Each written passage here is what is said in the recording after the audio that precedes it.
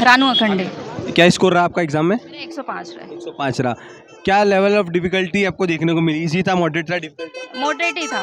Easy to moderate level का paper था। English वगैरह में डायरेक्टली किस टाइप के क्वेश्चन पूछे जा रहे हैं? इंग्लिश वगैरह में सीधे था कि डायरेक्टिव पेसिव वगैरह ये सब पूछे गए और इरा डिटेक्शन पूछा गया और बस है ना सेंटेंस करेक्ट ऑर्डर का पूछा गया। 2-3 क्वेश्चन थे कि ऑर्डर में आप है ना अरेंज कीजिए उसे और ये डायरेक्टिव वगैरह थे तो इसमें 2-3 क्वेश्चन थे। लेकिन है ना इंग्लिश में ये ज़्यादा था कि उन्होंने एरर के लिए ज़्यादा दिया था कि एरर आप इसमें डिटेक्ट करें। एरर फाइंडिंग ज़्यादा क्वेश्चन पूछी गई है मतलब। रीजनिंग वगैरह के पेपर का कैसा रहा? रीजनिंग तो अच्छे थे। रीजनिंग का पोर्शन बहुत अच्छा था और मैथ्स रीजनिंग और मैथ्स ज़्यादा दे के रखी हुई थी तो मैथ्स में पाई चार्ट वगैरह ज़्यादा पूछे गए। डाटा इंटरप्रिटेशन का सब्जेक्ट में पाई चार्ट में भी है ना करीब 4-5 थे। तो पाई चार्ट आज के पेपर में देखने को मिली आप? ज़्यादा मतलब पाई चार्ट का ज़्यादा वेटेज बोल सकते हो। तो कैसे टाइप के क्वेश्चन थे? थोड़े डिफिकल्ट थे, टेकल करने में दिक्कत आ रही थी कि नॉर्मली नॉर्मल? कहा जाए तो नॉर्मल थे। उसमें सिर्फ यही था कि आंकड़े दे दिए गए थे उसमें बस प्रतिशत उनका सिर्फ पूछा गया था और एक डिफरेंस पूछा गया था कि दोनों आंकड़ों में क्या डिफरेंस है। मैथमेटिक्स में किस टाइप के क्वेश्चन ज़्यादा पूछे गए? अर्थमेटिक्स से ज़्यादा या ज्योमेट्री? बेनिफिट्स लॉस में से ज़्यादा पूछे गए थे। मतलब अर्थमेटिक्स सेक्शन से ज़्यादा पूछे गए ऐसा? ज्योमेट्री वगैरह के क्वेश्चन कैसे थे?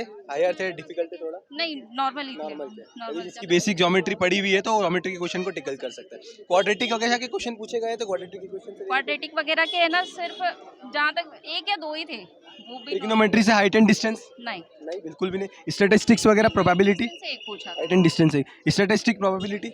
प्रोबेबिलिटी से सिर्फ एक ही आया था ताश के वो सिक्के का आया था और पासा का आया था। दोनों का कंबाइन कर दिया था कि प्रायिकता क्या होगी आपके है ना ऑड नंबर आने की। मैनेजमेंट वगैरह इस बार एक टिपिकल सब्जेक्ट साबित हो रहा है हर पटवारी के स्टूडेंट के लिए, तो आपके लिए वो सब्जेक्ट किस तरह से? वैसे कहा जाए तो मैनेजमेंट इजी ही था मतलब इतना आप किसी मैनेजमेंट स्ट्रीम से बिलोंग करते थे? कोई ग्रेजुएशन के टाइम में मैनेजमेंट का कोई सब्जेक्ट नहीं वगैरह था? नॉर्मली स्टडी में ही है कि जो भी अच्छा, पढ़ा था। तो कैसे क्वेश्चंस वगैरह देखे? इजी नॉर्मल थे कि डिफिकल्ट लगे? वैसे कहा जाए थोड़े टफ थे क्योंकि ये ना मैनेजमेंट पढ़ा भी नहीं था लेकिन जो उसके जो टर्मिनोलॉजी होती है वो अगर क्लियर है तो आप इजीली उसे अटेम्प्ट कर सकते हो।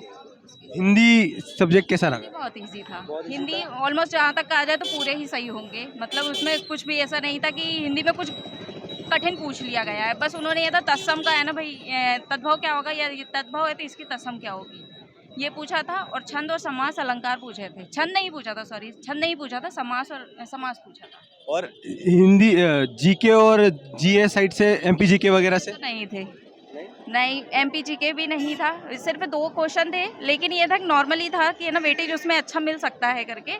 लेकिन है ना एमपीजीके और जीएस कम दिए थे उन्होंने। नॉर्मली इकोनॉमी के क्वेश्चन थे जिसे हम अब वो ऐसा है कि मैनेजमेंट और इकोनॉमी दोनों या फिर जीएस में कैसे डिफ्रेंशिएट करें वो सडन सफल वाले क्वेश्चन आ रहे थे तो ये डिफ्रेंशिएट नहीं कर पाएंगे तुरंत। यदि बच्चा अगर प्रिपेयर है तो ठीक है ये जीएस में आ रहा है, अदरवाइज वो प्रबंधन में ही ले लेगा उसे कि वो प्रबंधन का क्वेश्चन हो सकता है।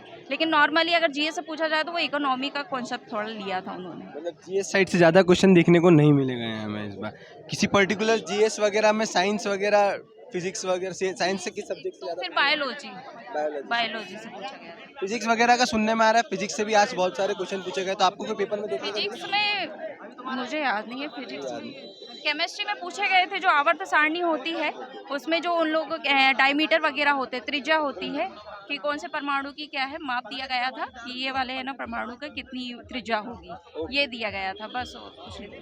बाकी ओवरऑल आपके हिसाब से पेपर का जो लेवल रहा वो इजी टू मॉडरेट रहा? यदि टेस्ट वगैरह दिए, जो टेक्स्ट बुक और विनर्स के टेस्ट सीरीज वगैरह थी आपने दी होगी, तो क्या बेनिफिट मिला एक्चुअल एग्जाम में? कुछ लगा कि जो स्ट्रेटेजी वो बता रहे हैं, जो एग्जाम अटेम्प्ट का उनका तरीका है, जो जिस बिहेव का क्रिएट करके रखा है उन्होंने इन्वायरमेंट, तो कोई बेनिफिशियल साबित हुआ एक्चुअल पेपर? अभी कहा जाए तो उनका है ना जो प्रैक्टिस कराने का था जैसे कि विनर्स में से हिंदी वाले मैंने सीरीज देखे थे तो हिंदी बहुत अच्छे से उन्होंने समझाई थी जो कि उसका मेरा पूरा अटेम्प्ट बहुत अच्छा गया।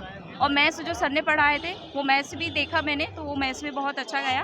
और उसके बाद में यदि कहा जाए कंप्यूटर वगैरह तो ये नॉर्मली मेरी मतलब खुद की सेल्फ स्टडी इसके लिए कुछ नहीं था लेकिन ये था कि विनर्स की कुछ क्लासेस देखी हैं तो उन्होंने बहुत अच्छा मतलब जो उनकी स्ट्रेटेजी थी वही यहाँ पे भी वही है कि अगर हम उसे ही अटेम्प्ट करते हैं या प्रैक्टिस करते हैं तो यहाँ पे इजी हम अटेम्प्ट कर सकते हैं। टेस्ट सीरीज का बेनिफिट कहीं ना कहीं आपको यहाँ पे मिला है।